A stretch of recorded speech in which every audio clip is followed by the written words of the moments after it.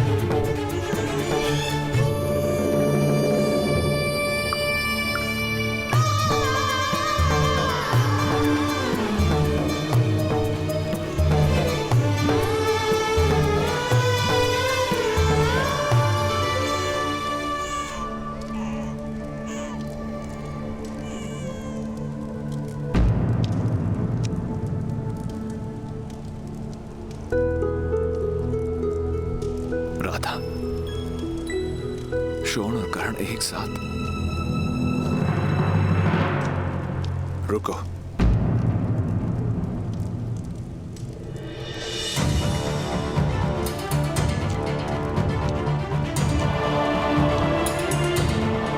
मैं मानता हूं, जानता हूं कि भूल मेरी है, किंतु इस बालक का क्या दोष?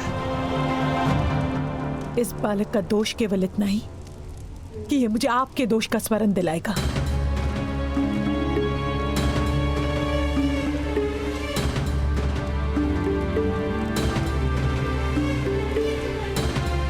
तुम एक स्त्री हो रहा था, किसी निरपराध बालक का त्याग कैसे कर सकती हो?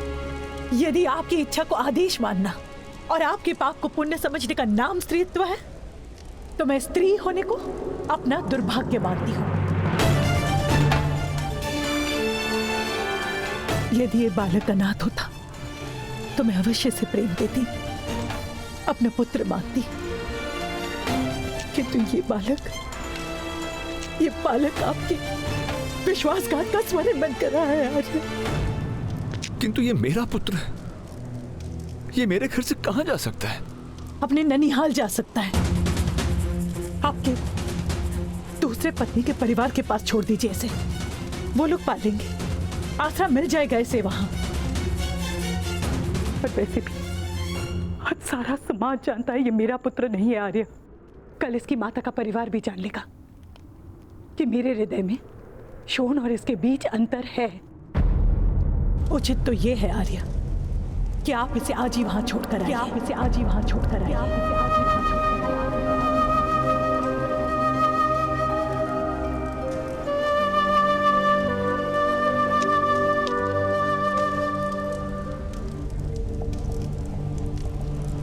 क्या ये तुम्हारा अंतिम निर्णय है?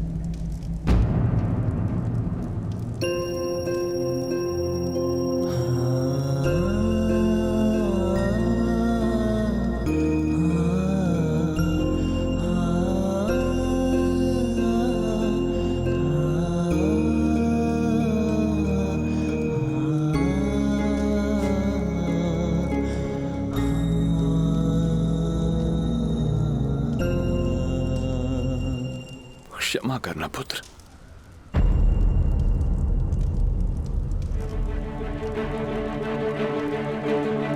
मैं और कर्ण यहां से जा रहे हैं।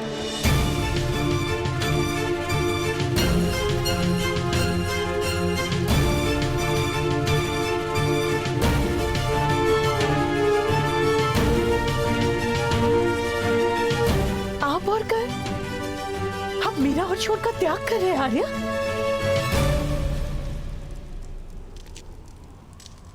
तुमने भी मेरे पुत्र का त्याग किया है, वो तुम्हारा निर्णय है, ये मेरा निर्णय है। राजा की सेवा, सारे समाज का सम्मान, इतनी संपत्ति सब त्याग देंगे इस बालक के लिए? निरुपाय हूं मैं राधा। अनाथ होने का ज्ञान मनुष्य की आत्मा को निर्बल बना देता है। मैं कर्ण के भाग्य में अनाथ होने का दुख नहीं भर सकता। तुम यथार्थ कह रहे। यदि कर्ण यहां रहेगा तो ये समाज उसके इसी दुख को बढ़ाने की चेष्टा करता रहेगा।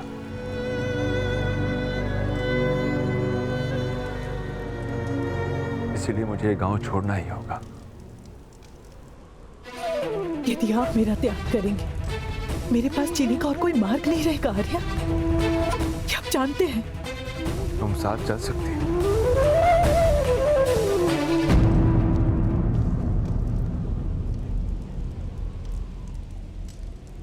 किंतु तुम्हें कर्ण को अपना पुत्र कहना होगा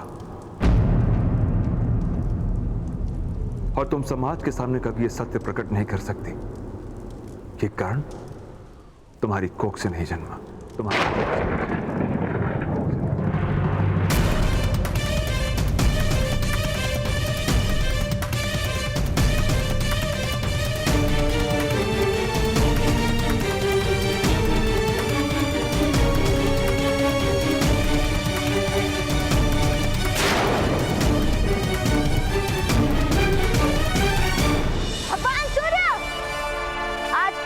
पर्वत के नीचे तक रहेगी। आज तो आपको मुझसे पराजय माननी पड़ेगी। सच है आप, सच है आप, सच है आप।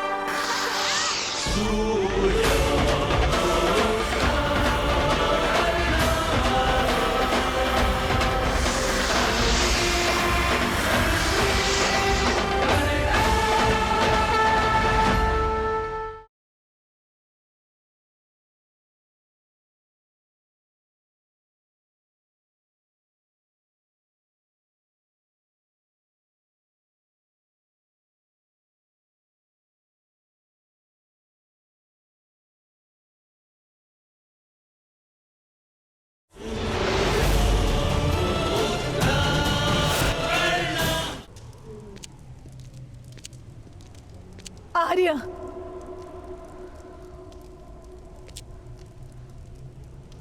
ठीक है, मुझे इस बालक को स्वीकार करना होगा।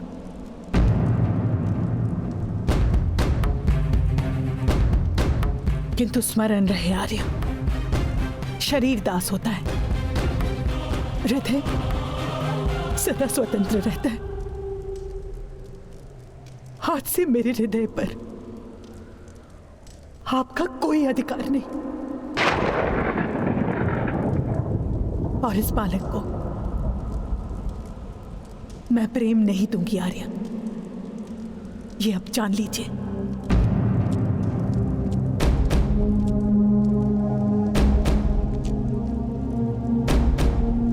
जब मुझे कर्ण के समर्पण पर पूरा विश्वास होगा तब मैं इसे अपना पुत्र मानूंगी।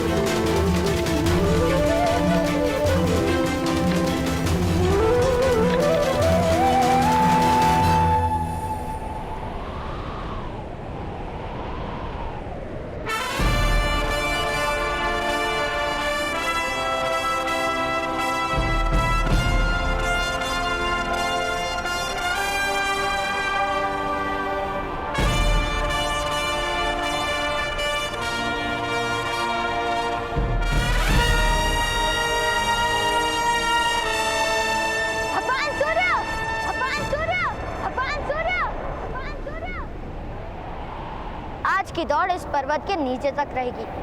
आज तो आपको मुझसे पराजय माननी पड़ेगी, माननी पड़ेगी, माननी पड़ेगी। सच है आप, सच है आप, सच है आप, सच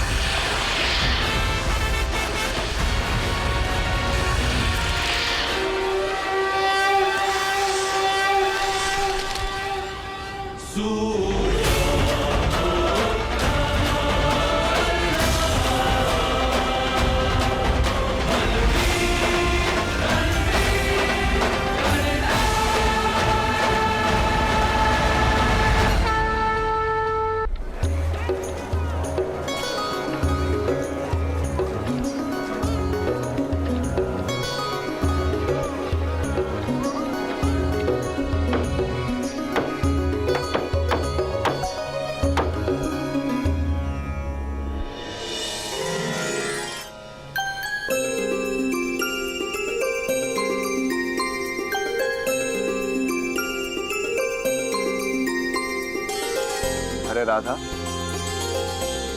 थोड़ा समय शोन को भी दे दो।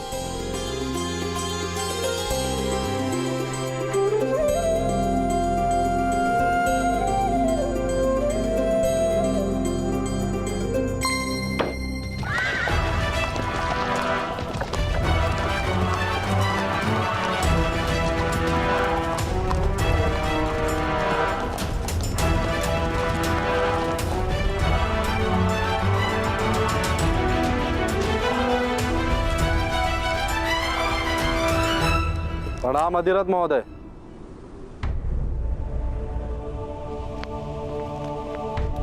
राम महोदय, क्या है ये सब? हमें सूचना मिली है कि आपने बाढ़ से किसी बालक की रक्षा की है, उसके लिए धन्यवाद। किंतु अनाथ बालकों को राज्य के अनाथ आश्रम में पहुंचा देने का कर्तव्य था आपका। अनाथों की रक्षा का दायित्व और अधिकार ये दोनों ही राजमाता का है, ये आप अच्छे से जानते हैं।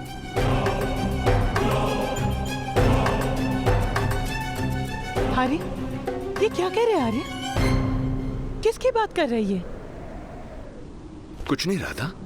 इनसे कोई भूल हो रही है। मैंने बाढ़ में किसी की रक्षा नहीं की।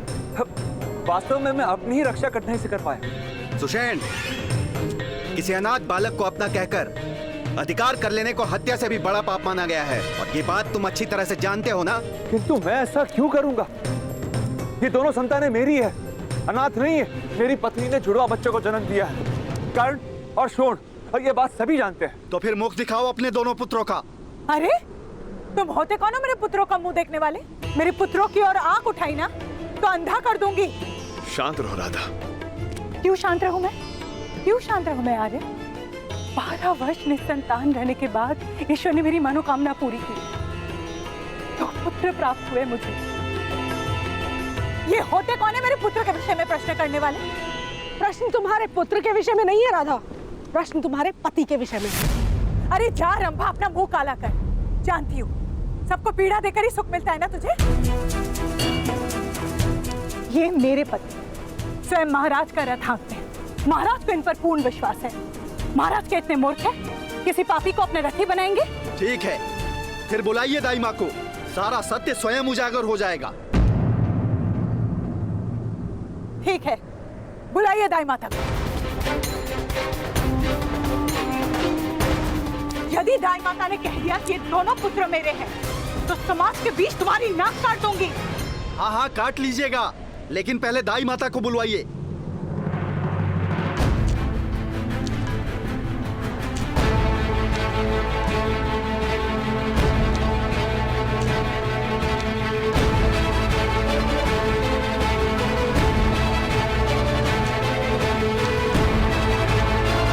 बताइए सबको रात को क्या हुआ था?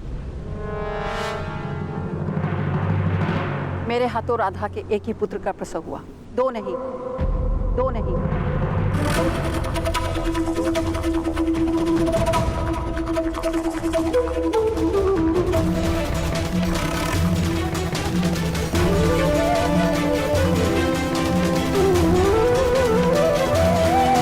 किंतु अधिरथ महोदय, अब ये मत कहना कि मेरे आने से पहले पुत्र का जन्म हो चुका था। अनेक बालकों के जन्म देखे हैं मैंने।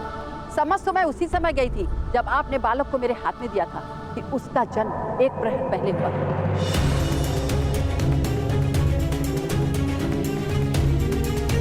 राधा, ये अंतर तो तुम स्वयं भी देख सकती हो।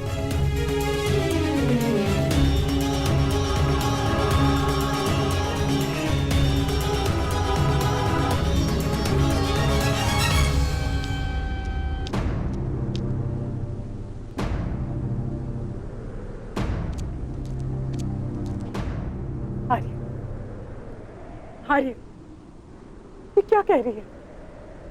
क्या ये हमारा पुत्र नहीं है? क्या आप किसी का पाप उठा के लाए? नहीं, नहीं, इतना सुंदर, ऐसा निर्दोष बालक है, किसी का पाप नहीं हो सकता है आर्य। ये मेरा पुत्र है, ये मेरा पुत्र है ना आर्य।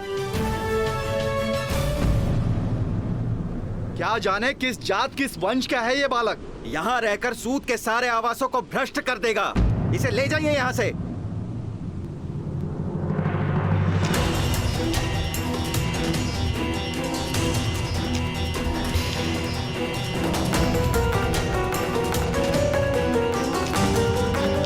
हाथ लगाने की चेष्टा भी मत करना।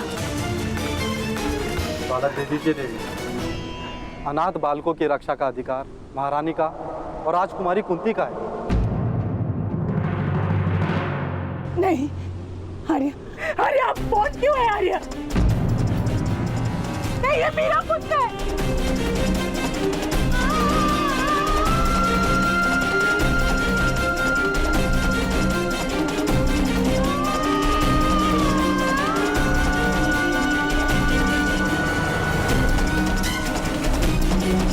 मैं प्रतिज्ञा लेता हूं, इस बालक के विषय में मैं अपने मुख से कभी किसी को कुछ नहीं कहूंगा।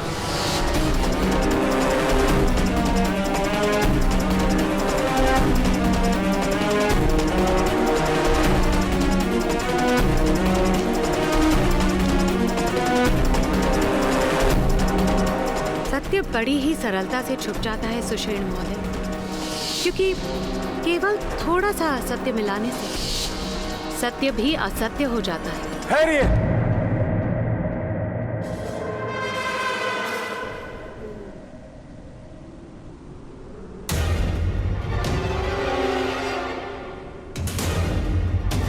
ये सत्य है, राधा ने इस बालक को जन्म नहीं दिया, किंतु ये मेरी संतान है।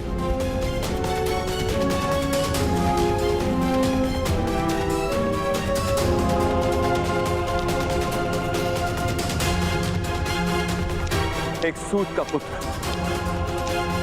मेरा ही वंश, इसका वंश।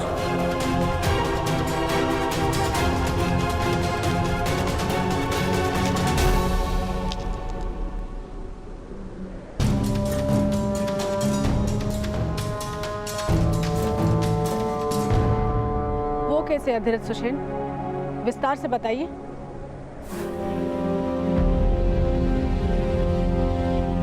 बाढ़ में इस अभागी बालक की माता की मृत्यु हो गई। मैं केवल इस बालक की रक्षा कर पाया, इसकी माता की रक्षा नहीं कर पाया मैं। किंतु इस बात से ये बालक तुम्हारा पुत्र किस प्रकार हो जाएगा अधिरथ? इसकी माता मेरी पत्नी थी, मेरी दूसरी पत्नी।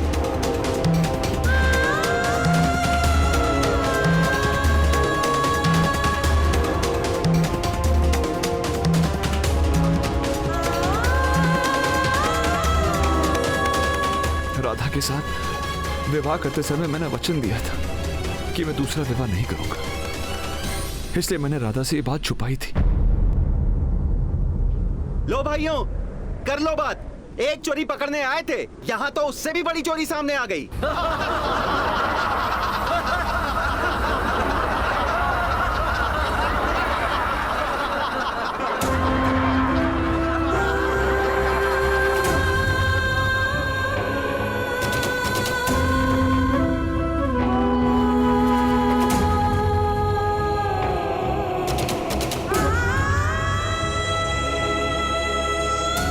ये तो राधा का प्रश्न है, राधा ही जाने।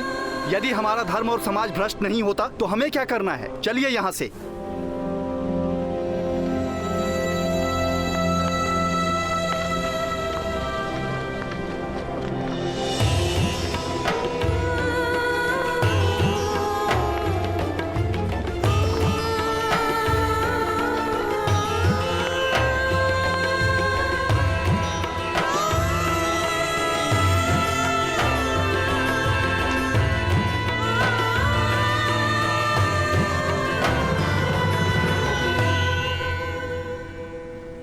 इतना बड़ा विश्वासघात आर्य, इतना बड़ा विश्वासघात। यदि विवाह से पहले आपने कहा होता कि आप दूसरा विवाह करेंगे तो मैं आपसे विवाह ही नहीं करती। यदि मेरे पुत्र शोहन के जन्म से पहले आपके इस दूसरे विवाह के बारे में जान जाती तो आत्महत्या भी कर सकती थी। इस तरह तो आपने मुझे जीवन भर इस विश्वासघात के साथ जीने का एक दंड दे दिया है आर्य। राधा, राधा मेरी बात तो सुनो।